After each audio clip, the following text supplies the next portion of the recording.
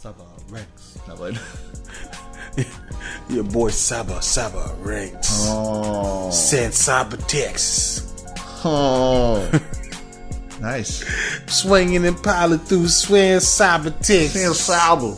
That sound like San Saba. That sound like a Texas flow, right? Oh, yeah. Swinging and piling through San Saba. That is. That's that hard Texas rap. Your boy Saba just released. Well, it's been out for a little bit. Care for Me. The album Care for Me. This sounds like a Drake title. Like a Drake title. It does. It does, doesn't it? And we have his government as well. Taj Malik Chandler. Yo, he's gonna fight you for putting his real name out there like that. Hey man, I think a lot of these rappers are coming to try to fight. Yeah, fight. Your us. boy Taj Malik Chandler is out here with a new album, Care for Me, coming out of the Westside of Chicago. So I know that he's kind of came up with like the Chance realm, Chance the Rapper realm. Yeah. And but I don't know too much about him. I didn't know too much about him before this. I hadn't listened to that much. I've listened to music that he's been in or on, but I just haven't really delved into him like that. I don't even know if I've heard anything with him, and if I have, I didn't know. I mean, I kind of wish I did though. Yeah, you know what I'm saying. The thing is, I feel like if I would have heard him on like somewhere, I would have wondered who that was. If he would have came the way he came on his album, like if he would have spit the way he did. On anything else, if I would have heard it, I probably would have been intrigued, thinking like, "Who is this?" and looked it up. I think I would have looked him up. I mean, I know Chance has got like a couple guys around him that, you know what I'm saying, like they kind of, you know. See, I don't listen to Chance too much either. Well, I mean, so that's why if he was on Chance, something other Chance, well, because I probably didn't hear it. I mean, you know, listen, I rock with Chance, but like, you know, there's a part of me that's like you kind of like you hear one song, you hear them all with Chance. Yeah. You know what I'm saying? No, it's a little bit. I kind of get that vibe a little bit. But Saba is different though. I like Saba shit. Completely different. Yeah, no, he's this probably was better than I expected it to be. Yeah, me too. For someone that I've never heard of, I was like, well, what am I? So I was gonna get some mediocre shit. I thought. So I was riding in on the only reason I decided to check his out is because I was riding. Listening to satellite radio, and he was on Sway in the morning, and I think he had just got finished rapping or something or whatever. Real quick, I was like kind of busy, but I wasn't, you know, I could kind of hear it, and I remember they were talking to him and, you know, kind of congratulating him on his album and all that. I was like, all right, cool. That was that. I didn't, you know, they were talking about how good his music was, but I didn't. I was like, all right, whatever. Just kind of in passing, listening to this radio interview, and then I see his name and I was like, well, cool. You know, Sway and them said it was pretty cool. Why not check it out? You know what I'm saying?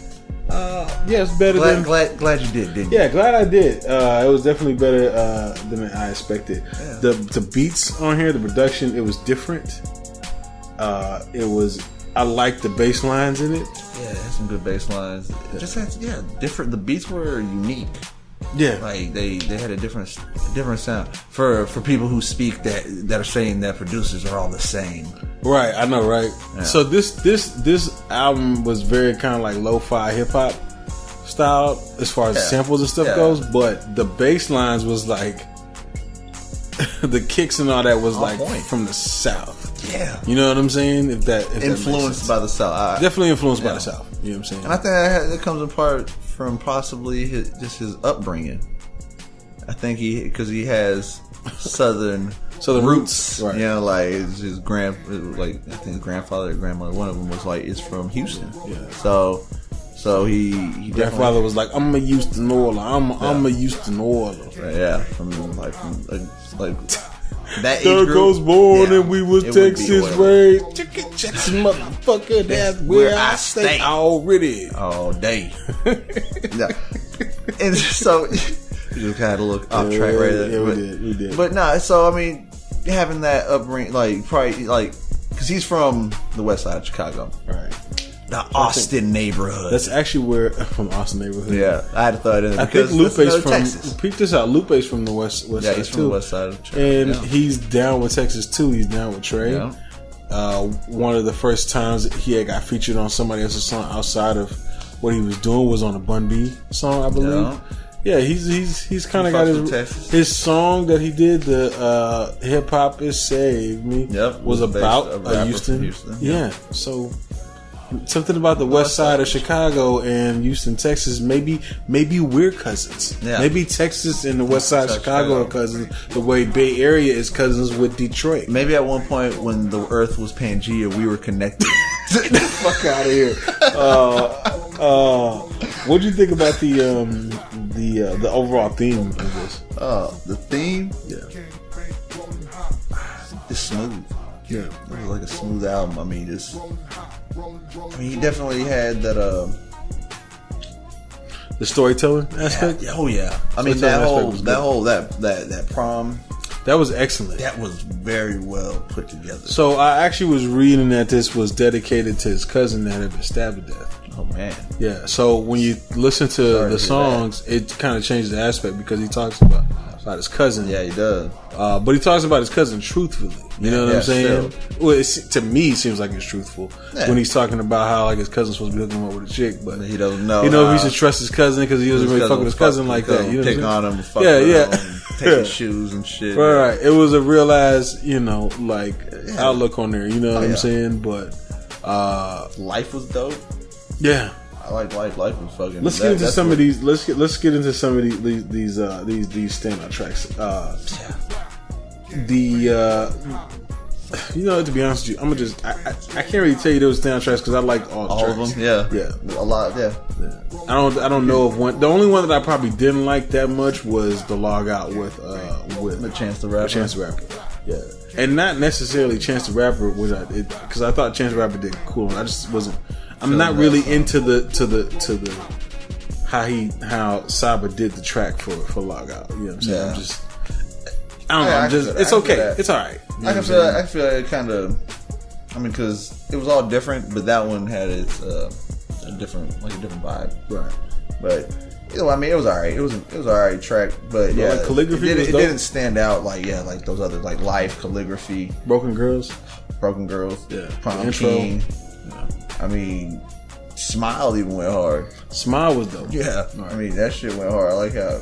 Fighter too. Yeah, I mean, Fighter was dope. Yeah, that was a dope ass beat. We're naming the whole fucking album Gray. Yeah, that's what I'm trying to tell you. Like pretty much this whole album is fire. Like literally, from front to back. I mean, it was. Now keep in mind, it's only 10, 11 tracks. 10 tracks. 10 tracks. So it's 10 tracks. But I mean, you get about 42 minutes. Can you do that with 14 tracks though? Can he do that with 14? That's what I'm saying. Saba, can you make this with 14 tracks? So you're saying he make was there 4 more album with 14? So basically, he just needed 4 more tracks of what he was doing. I'm just saying. He probably had. 10 is enough. 10 is enough. I mean, think about it. When you make an album, a lot of artists will have throwaways. He probably had throwaways. These sound like he's been crafting. These sound like he's been slow roasting all these. Oh yeah. Like it sounds like he's been crafting these. I could tell he's been sitting there like, I'm gonna make this song the best song ever. But you gotta think that he had some that were in that same process and stage, and then at the end he's just like, nah, man. I think he got his 10. No, I think he had his 10. And you don't think he had no more than that? That was it. I think he had no more. Okay. I think he made his 10, and he was like, I'm done.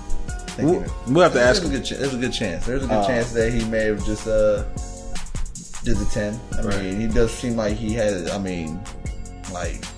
He got good skills with his lyricism and all that shit. So I mean, let's talk about these lyrics. I thought his lyricism was pretty sharp. Yeah, he was snapping on there. Quite possibly might be the future of rap. Yeah, there's a good chance. Lot of potential. There's a lot of. I mean, listening to him, I hear Kendrick, I hear J. Cole, I hear a mixture of the artists that we like that we feel are some of the top artists now. Other than people making other music popular that not as much lyricism, but when it comes to lyricism and shit like that, we have certain artists that we feel are up there that are near the top, and he is very reminiscent. Like he's done his homework. He's taken pages out of all these artists' book and he's kind of mashing them all together. Right. There's even some Drake in there. There's a little bit sprinkled in there. Yeah, there's a little bit of Drake even sprinkled in there. And why not? If you're gonna make it, not take all of it, but just take a little bit and make it yours. And it still sounds like it's his. Yeah, that's what I'm saying. Like, okay, when we're listening to Jaden Smith, Like he sounds. That was like my only downfall with him. He sounds a little bit too much like who he listens to. Mm-hmm. You know what I'm saying? Yeah. But it could be also that he's young. Of course he's going to do that. Yeah. Saba, for example, is probably about 4 or 5 years older than him. Maybe 6, somewhere around there. He's just older, so he probably knows how to not to use his influence to help make him better, but then at the same time keep his own style. Yeah. You know what I'm saying? To not jock it. Yeah. Because I can hear the influence of Kendrick, but it doesn't sound like Kendrick. Nah. You know what I'm saying? It'd be dope to hear them on a track together. Yeah, you're right, man. I think it would be dope to hear them collab. I'm gonna go ahead and hit you with a hot take. Oh shit. Matter of fact, I'm gonna save the hot take. I'm gonna save the hot take. I gotta save the hot take. You over here getting them. I'm saving the hot take, man. I'm saving the hot take for the J. Cole review. All right. Shit. Yeah, we got a hot take coming over there. So it could have been said on either or of these. Yeah. I'm gonna save it for the end of the podcast. What do you give it on a scale of 1 to 10? With my emotions. I'm not looking at your motherfucking screen. Right? Looking at my fucking screen, man. You know, I'm about to look at it with eyes wide shut. Slam the whole thing. No, what did I give this? Yeah, I was very impressed. Very impressed with just with the beats, the production, with the lyricism, with the storytelling. I gave it a 9. Gave it a 9. I gave it a 9 because I was impressed. I mean, yeah, he made a fan out of me.